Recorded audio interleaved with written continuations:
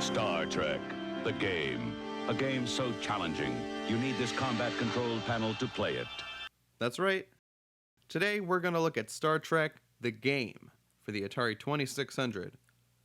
Ported to home consoles and computers in 1983, the 2600 version of this arcade classic is one of my favorite games on the system.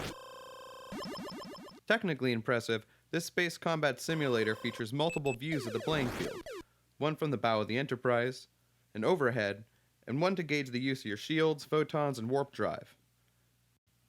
Your goal is to fight off deadly Klingon battlecruisers that threaten Federation starbases, navigate through perilous asteroid fields and comet storms, and face off against Nomad.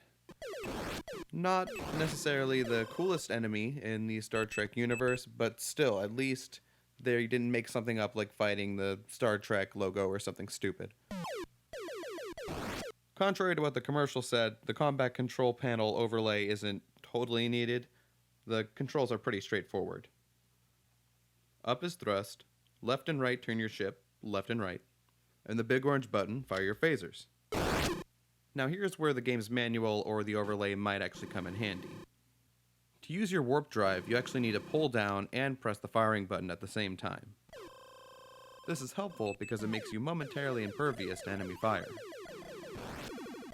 If you simply pull down on the joystick, you're going to fire one of your red rectangles, or photons.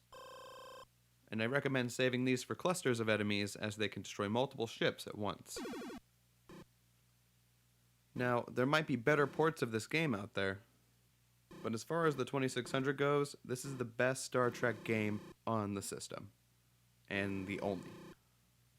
In fact, this is one of the best Star Trek games, period, believe it or not. We'll look at some of the other ones in the future. And that pretty much does it for this review. It's a simple game, but I highly recommend you pick it up and give it a play. The graphics are great, comparatively, by today's standards, of course. It has an 8-bit version of the Star Trek main theme. And the gameplay is awesome. So until next time, I'm the Objective Gamer, and thanks for watching.